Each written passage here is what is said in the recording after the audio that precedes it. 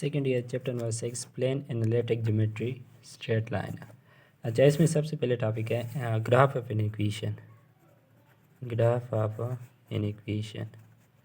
अच्छा, graph of an equation से पहले कुछ बातें जो है वो मैं आपको बता दूँ। ये हमारे पास एक्स वाई कोऑर्डिनेट है, ये Y Y prime and X X prime. यहाँ पे एक पॉइंट एक्स वाई, तो ये जो है हमारे पास एक्स कोऑर्डिनेट है और ये हमारे पास वाई कोऑर्डिनेट है। एक्स कोऑर्डिनेट को हम एफ सी सा कहते हैं और वाई कोऑर्डिनेट को हम ऑर्डिनेट कहते हैं। अच्छा, एक्स कोऑर्डिनेट क्या शो करता है? एक्स कोऑर्डिनेट हमारे पास, अगर आप एक्स एक्सिस पे परपेंडिकुलर ड्रा कर दें तो ये यहाँ पे जितना लेंथ होता है स्केल के मुताबिक, तो ये हमारे पास इसका एक्स कंपोनेंट होता है, इसका एक्स कंपोनेंट। अच्छा, वाई एक्सिस पे प्रोजेक्शन ड्रा कर दे ये परपेंडिकुलर,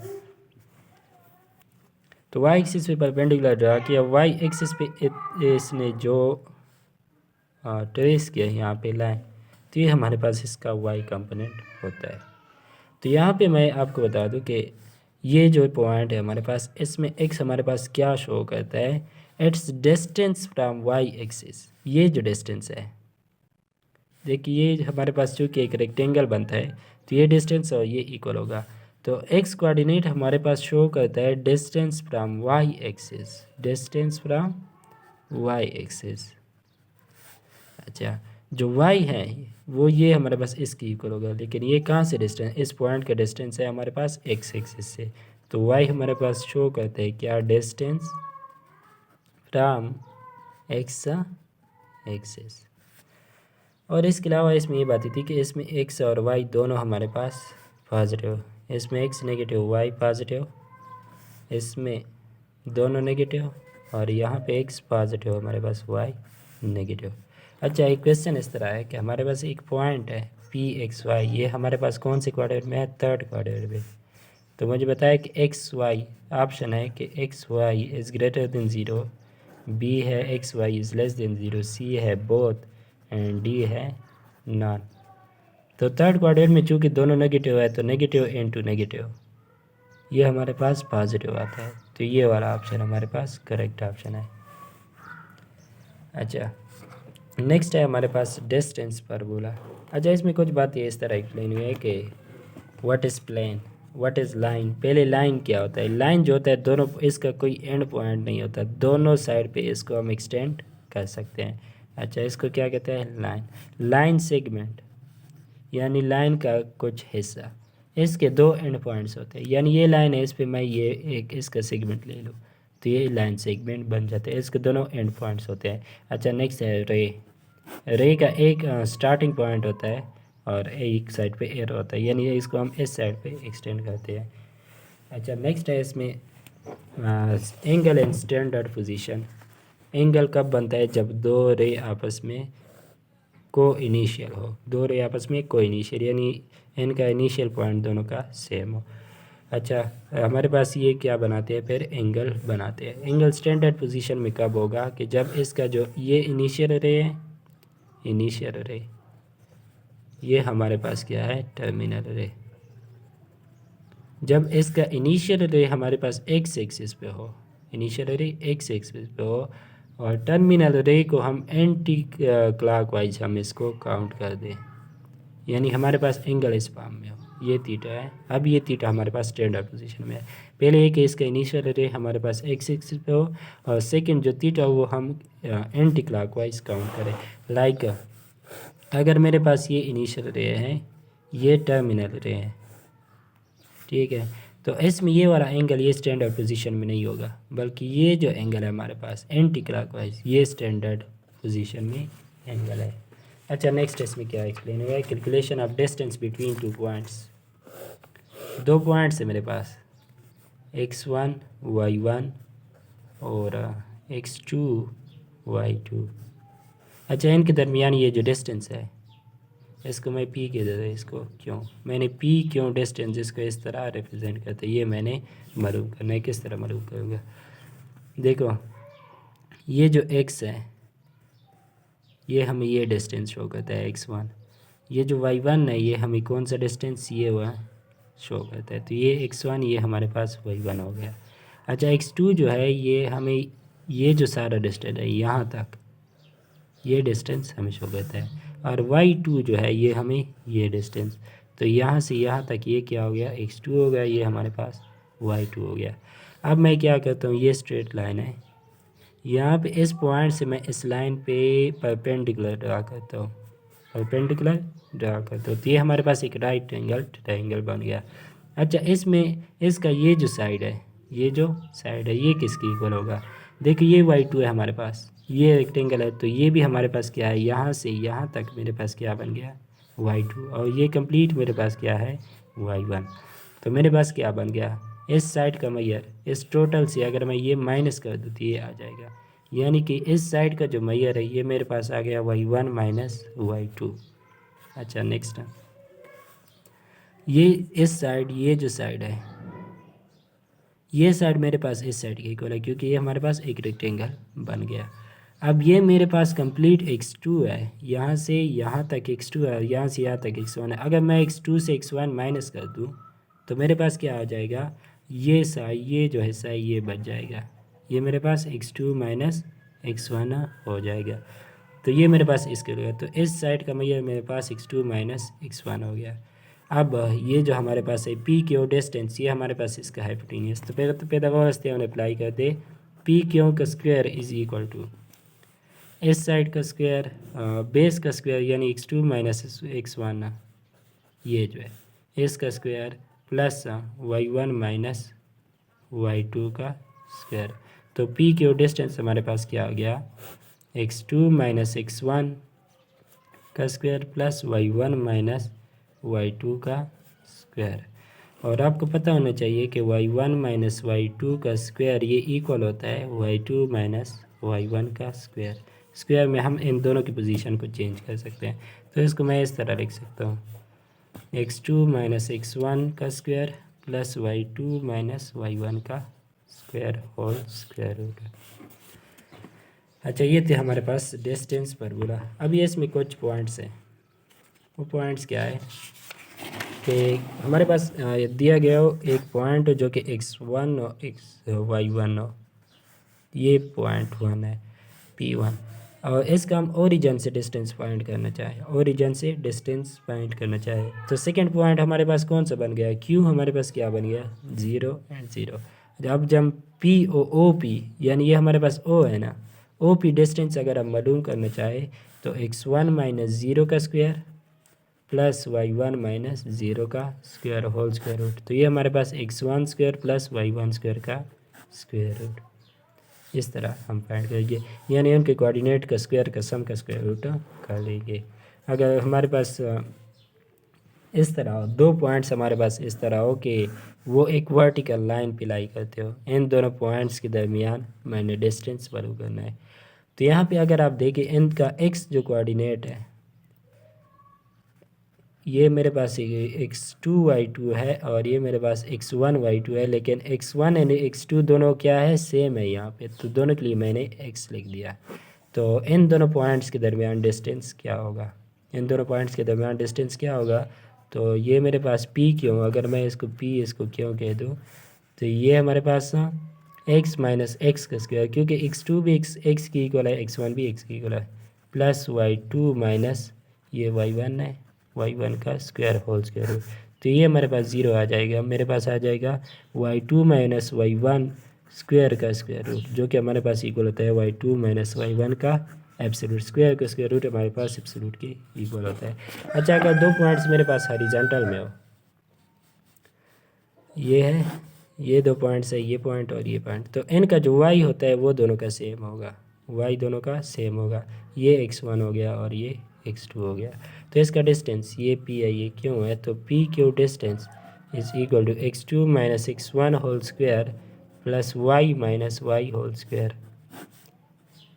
अच्छा तो ये मेरे पास y माइनस ये 0 हो गया, x2 माइनस x1 स्क्वायर का स्क्वायर रूट ये हमारे पास इसके एब्सोल्यूट के इक्वल होता है। तो हॉरिजॉन्टल लाइन में हमने क्या करना है, उसके x कोऑर्डिनेट का डिफरेंस का एब्सोल्यूट हमने फाइंड करना है, वर्टिकल लाइन में हमने सिर्फ y का कोऑर्डिनेट जो ऑर्डिनेट्स होते हैं उनका डिफरेंस फाइंड करके उसका एब्सोल्यूट लेना है। तो ये हमारे पास डिस्टेंस हो जाएगा। अच्छा, डिस्टेंस फार्मूला पे एग्जांपल नंबर 6.1.1 दो पॉइंट्स है P3-2 एंड Q जो है -1 और -5, इसके दरमियान डिस्टेंस मैंने फाइंड करना है।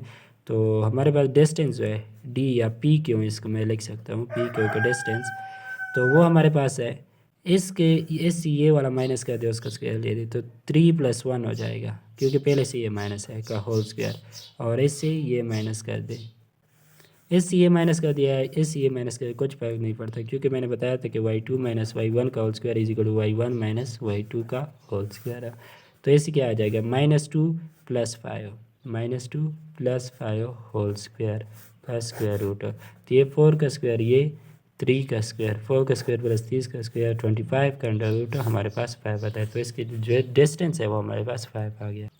एग्जाम्पल 6.1.2 जो है, इसमें हमारे पास 3 पॉइंट दिया गिवन है ABC, और ये कहते हैं कि ये प्रूव करे कि ये जो हमारे पास ट्रायंगल बनता है, जो भी ट्रायंगल बनता है वो हमारे पास राइट ट्रायंगल है।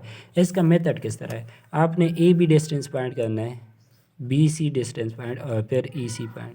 इनमें से जो ग्रेटेस्ट साइड है उसका स्क्वायर ले। लेट सपोज मेरे पास आता है AC जो है वो ग्रेटेस्ट साइड है, तो AC का स्क्वायर ये चेक कर ले कि AB का स्क्वायर प्लस BC का स्क्वायर की इक्वल है या नहीं है, क्योंकि अगर ये हमारे पास पाइथागोरस थ्योरम इस पे अप्लाई होता है तो ये हमारे पास राइट ट्रायंगल, अदरवाइज ये राइट एंगल ट्रायंगल नहीं होगा। अच्छा, मैंने यहाँ पे ग्रेटेस्ट साइड का क्यों बताया कि उसका स्क्वायर बाकी दोनों के स्क्वायर का, इसलिए कि हमारे पास हाइपोटेनियस जो होता है वो परपेंडिकुलर से भी ग्रेटर होता है, बेस से भी ग्रेटर होता है।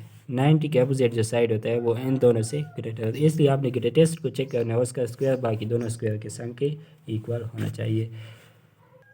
अच्छा, नेक्स्ट जो है हमने रेशियो पॉइंट करनी है। अगर कोई पॉइंट्स हमारे पास ये दो पॉइंट्स है P and Q, x2 y2, और ये जो है ये हमारे पास P x1 y1, ये लाइन है इन दोनों को ज्वाइन करता है। अच्छा, कोई एक पॉइंट है R जिसके कोऑर्डिनेट हमें नहीं पता, उसको हम XY लिख देते हैं, वो इस लाइन को M1:M2 में डिवाइड करता है, यानी ये अगर M1 है तो ये हमारे पास M2 होगा। तो इस R के कोऑर्डिनेट्स क्या होंगे ये हमने फाइंड करना है, यानी coordinates of A point that divides the line segment in the given ratio M1:M2 होगा। अच्छा, इसको मैं इस तरह प्रूव करूँगा। ये मेरे पास R2 है, R2 वेक्टर के जो फार्मूले है, रूल्स है, वो यूज़ करेंगे। ये हमारे पास R1 है, और ये चूँकि अननोन है इसलिए इसको मैं जनरल R वेक्टर लिख देता हूँ। तो अगर यहाँ पे आप देखें तो हमारे पास जो PR डिवाइडेड बाई PQ है, PR डिवाइडेड बाई PQ, तो PR हमारे पास M1 है एंड PQ हमारे पास M1 + M2 है। तो यहाँ से मैं लिख सकता हूँ कि PR is equal to M1 divided by M1 + M2 into PQ, और इसको वेक्टर फॉर्म में PR जो वेक्टर है PQ ये कांस्टेंट है चूँकि, तो ये भी हमें एक वेक्टर देगा। अच्छा, PQ हमारे पास किसकी इक्वल है, PR vector is equal to M1 divided by M1 + M2। PQ जो वेक्टर है PQ वेक्टर, ये मैं इस तरह से PO vector plus OQ vector, PO vector plus OQ vector. अच्छा, PO वेक्टर जो है हमारे पास ये किसकी इक्वल है, -OP की, तो OQ को मैं पहले लिखता हूँ -OP वेक्टर का जब आर्डर ये जो अगर PO वेक्टर है तो ये वेक्टर जो होगा यानी इसका जो नेगेटिव होगा ये हमारे पास PO वेक्टर ये इक्वल होता है -OP वेक्टर ये, क्योंकि इन दोनों का डायरेक्शन हमारे पास अपोजिट होता है, बाकी मैग्नीट्यूड सेम होता है। तो ये हमारे पास आ गया। अच्छा, तो PR वेक्टर हमारे पास किसकी इक्वल होगा, M1 divided by M1 + M2 और डिवाइडेड बाई N2। OQ हमारे पास R2 वेक्टर है -R1 वेक्टर। अच्छा, PR मैंने क्यों फाइंड किया, PR मैंने इसलिए फाइंड किया कि मैंने चूँकि OR वेक्टर फाइंड करना है। हमारे पास OP जो वेक्टर है वो x1i + y1j, OP वेक्टर जो है वो x1i जो कोऑर्डिनेट्स होते हैं वेक्टर का जो रूल्स है अच्छा, आर वेक्टर हमारे पास एक्स आई प्लस वाई जे की इक्वल है, और क्यू वेक्टर जो है यानी आर टू जो है ये हमारे पास आर वेक्टर, ये आर वन वेक्टर, और आर टू जो वेक्टर है वो हमारे पास एक्स टू आई plus Y two J. X coordinate जो है वो आई डायरेक्शन में, वाई कोऑर्डिनेट हमारे पास जे डायरेक्शन में होता है। अच्छा, तो पी आर मैंने इसलिए फाइंड किया कि ओ आर को फाइंड करने के लिए मैं क्या कर दूंगा, O P plus P R कर दूंगा। तो यहाँ पे मैं वो कर देता हूँ कि O P plus P R. O P किसकी इक्वल होता है, ओ पी हमारे पास आर वन वेक्टर की इक्वल है, प्लस पी आर की वैल्यू अभी फाइंड किया है M one divide by M one plus M two into are two vector minus R one vector. अच्छा, ये हमारे पास अभी कौन सा वेक्टर है, O P plus P R, ये हमारे पास ओ आर वेक्टर बन गया। तो ये इसके साथ मल्टीप्लाई कर दें, M one R one vector plus LCM हमारे पास M one plus M two आ जाएगा। तो यहाँ पे ये इसके साथ multiply M two are one vector. अच्छा, ये एम वन जो है ये इसके साथ मल्टीप्लाई करते plus M one are two vector minus M one R one vector. तो ये दोनों हमारे पास क्या हो गए, कैंसिल हो गए। ओ आर वेक्टर को मैं लिख सकता हूँ एक्स आई प्लस वाई जे, ठीक है, यानी ये हमारे पास क्या था, आर वेक्टर था। तो ये हमारे पास क्या बन गया, m two are one vector plus M one are two vector divided by M one plus M two, ये आ गया। अच्छा, वेक्टर को नेक्स्ट स्टेप में x I plus Y j is equal to M two into r one vector हमारे पास किसकी equal था, x one i plus y one j plus M one into are two vector x two I plus Y two J divided by M one plus M to.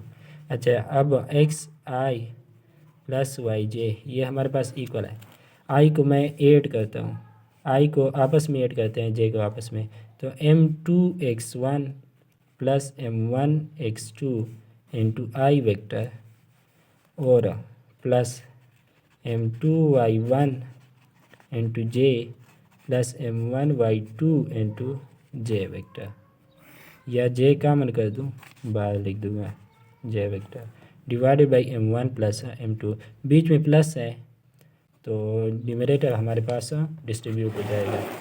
तो ये हमारे पास आ जाएगा एक्स आई प्लस वाई जे, यहाँ पे M two x one plus M one x two into I vector divided by M one plus M two और M two Y one plus M one Y two into J unit vector divided by M one plus M two दोनों के नीचे अलग अलग लिख दिया। तो यहाँ से मैं अगर कंपेयर कर दूँ तो हमारे पास x इक्वल आता है m two x one plus M one x two divided by M one plus x two, और y हमारे पास आई कंपोनेंट के साथ कंपेयर किया जे कंपोनेंट के साथ, तो M two Y one plus M one Y two divided by M one plus M two. अगर इसको मैं ऑर्डर पेयर फॉर्म में लिख दूँ, क्योंकि मैंने यहाँ पे क्या मालूम करना था, एस आर के कोऑर्डिनेट्स मैंने मालूम करने थे जो कि एक्स वाई है, तो एक्स वाई मेरे पास किसकी इक्वल आ गया, is equal to M two x one plus M one x two divided by M one plus M two और M two Y one plus M one Y two divided by M one plus M two, ये आ गया। अच्छा, ये जो है ये हमारे पास फार्मूला आ गया किसका, एक ऐसे पॉइंट का जो दो लाइन जिसके एंड पॉइंट्स ये हो पी एंड के हो, और आर जो कोऑर्डिनेट्स है इसके हमने फाइंड करना है, जो कि ratio m one m ratio m two में इसको डिवाइड करते हो। अच्छा, इसमें अब एक बार अगर ये हमारे पास लाइन को बिल्कुल बीच में डिवाइड कर दे तो ये वन रेशो वन हो जाएगा, ये पी ये क्यों ये आर, तो ये चूँकि मिड पॉइंट है तो इसके इन दोनों का रेशो ये हमारे पास वन रेशो वन आएगा। तो इससे हम मिड पॉइंट का फार्मूला किस तरह फाइंड करेंगे, मिड पॉइंट एक्स वाई ये हमारे पास इक्वल होगा, एम टू भी वन हो गया एम वन भी वन हो गया, तो ये हमारे पास X plus x two plus X one और नीचे वन प्लस वन टू ये आ गया, और y जो है ये दोनों वन वन हो गए तो y one plus Y two divided by two, तो मिड पॉइंट का फॉर्मूला हमारे पास क्या बन गया, x1 plus x2 divide by 2, y1 plus y2 divide by 2। आपको 2 पॉइंट्स ये बनो, कहते हैं कि ये जो लाइन इनको ज्वाइन करते हैं इसका मिड पॉइंट की कोऑर्डिनेट फाइंड करें, तो वो आप इस तरह फाइंड करेंगे। अच्छा, अब एक्सटर्नली अगर कोई पॉइंट इनको रेशो में डिवाइड करें, लाइक मेरे पास ये दोनों पॉइंट्स हैं P एंड Q, और ये जो पॉइंट है लेट सपोज मैं ये लेता हूँ, ये इसको 1:2 में डिवाइड करता है। किस तरह, ये P पॉइंट है, ये R पॉइंट मैंने ये पे लिया है, ये R पॉइंट P Q से एक्सटर्नल पे है। तो मेरे पास जो PR का डिस्टेंस है ये अगर 1 है तो PQ का डिस्टेंस मेरे पास 3 है। ये जो होल डिस्टेंस है ये हमारा RQ का डिस्टेंस हमारे पास 3 है। तो PR रेशो जो RQ है ये हमें 1:3 के बनाए। तो इस तरह इसको कहते हैं भाई जो होता है सेगमेंट को डिवाइड करता है externally in the ratio of 1:3 या M1:M2। अच्छा, इसमें क्या होता है, इसके फार्मूला बहुत ईजी है। आपने करना क्या होता है, देखो हमारे पास PR जो है इसका डायरेक्शन ये है और RQ का डायरेक्शन जो है ये हमारे पास इसके अपोजिट है। PR का डायरेक्शन इस साइड पे है और RQ का डायरेक्शन हमारे पास इस साइड पे है। इन दोनों का डायरेक्शन चूँकि अपोजिट है तो M1 और M2 का रेशियो जो होगा वो हमारे पास ये हमारे पास इक्वल होगा। एक नंबर अगर एक का हमारे पास पॉजिटिव होगा दूसरा हमारे पास नेगेटिव होगा, या ये इस तरह, मतलब कि अगर हमें इस तरह के मानो कि 1:-3 तो ये हमारे पास हमें डायरेक्ट पता चल जाएगा कि ये एक्सटर्नली इस लाइन को डिवाइड करता है, एक्सटर्नली इसको डिवाइड करता है। दोनों पॉजिटिव हो या दोनों नेगेटिव हो तो इंटरनली -1:-1 ये इंटरनली और -3:2 ये एक्सटर्नली इसको डिवाइड करते हैं और 1:2 ये इंटरनली डिवाइड करता है। साइन डिफरेंट हो तो एक्सटर्नली साइन सेम हो, यानी कि साइन सेम का मतलब डायरेक्शन सेम होता है तो वो एक्सटर्नली। अच्छा, इसके लिए क्या करना है, चूँकि M1 या M2 में से हमारे पास एक नेगेटिव हो जाता है, M1 या M2 में से कोई एक नेगेटिव बन जाता है, तो वही फार्मूला यूज़ करेंगे XY इज़ इक्वल टू, मैं पहले लिखता हूँ M1 जो है इसको मैं नेगेटिव कर देता हूँ, M1 जो है इसको नेगेटिव कर देता हूँ, तो ये इसका फार्मूला M2 माइनस M1 आएगा। अच्छा, M2Y1 minus M1Y2 divided by M2 minus M1। अच्छा, इन दोनों से ये जो है 1:-3 ये हमारे पास इक्वल होता है -1:3 के। लाइक हमारे पास 1/-3 ये हमारे पास इक्वल होता है -1/3 के। तो अगर इसके जगह मैं M2 को माइनस कर दूँ तो ये मेरे पास इस तरह आएगा M1x2 minus M2x1 divided by M1 minus M2 and M1y2 minus M2y1 divided by M1 minus M2। आपने करना क्या है कि नीचे आप जिसको नेगेटिव बना देते हैं, नीचे आप जिसको नेगेटिव बनाते हैं ऊपर भी उसी को नेगेटिव बनाए। यहाँ पे M1 को नेगेटिव बनाया है तो ऊपर भी नेगेटिव, M2 को नेगेटिव तो ऊपर जो M2 वाला टर्म होगा वो अभी आपने नेगेटिव लगाना है। अच्छा, एग्जाम्पल नंबर 6.1.3 में है कि ए पार्ट है हमारे पास के 0.12 एंड Q34 है, इसको डिवाइड किया है 5:7 में।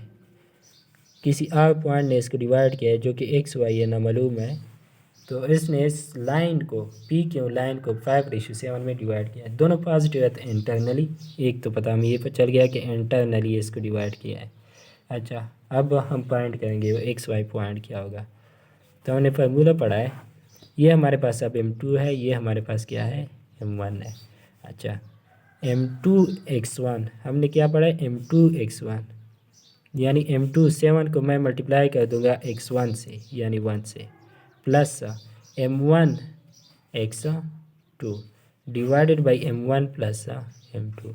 अच्छा, फिर M2y1 ये मेरे पास x1y1 है, ये x2y2 है, तो M2y1 जो कि हमारे पास बनता है 7 × 2 प्लस M1y2 5 × y2 हमारे पास 4 है डिवाइडेड बाई 5 प्लस 7, तो 7 + 15 22 डिवाइडेड बाई 12 एंड 14 + 20 जो कि हमारे पास बनता है 34 डिवाइडेड बाई 12, ये 11/6, ये 17 डिवाइडेड बाई 6, तो ये हमारे पास मिल गया 11/6 एंड 17 डिवाइडेड बाई 6। अच्छा, बी पार्ट है, बी पार्ट है 0.34 एंड क्यू पॉइंट है -6/2 और इसको डिवाइड किया है 3:-2 में। तो यहाँ से पता चल गया कि हमारे पास इसको एक्सटर्नली डिवाइड किया है, एक्सटर्नली डिवाइड किया है। तो इसको सेम प्लस वाला फार्मूला लगाएंगे, या अगर इसको हम 3:2 लिख दे तो हम ये माइनस वाला फार्मूला लगाएंगे। ये बात अपने याद रखिए, ऐसा ना हो कि आप फार्मूला भी माइनस वाला लगा दे और ये 2 की भी माइनस पुट कर, नहीं, या 2 को माइनस पुट कर दे या फार्मूला ये वाला लगा दे +2 के लिए। तो किस तरह आएगा ये हमारे पास M2, लेट सपोज मैं प्लस वाला फार्मूला अप्लाई करता हूँ और -2 पुट करता हूँ तो M1 ये हो गया। तो एक्स वाई के कोऑर्डिनेट मेरे पास होंगे M2 जो कि -2 है, N2 x1 3 +3 N2। M2 को मैंने क्या लिया है, माइनस लिया है, तो ये +3 N2 x2 -6 डिवाइडेड बाई -2 +3।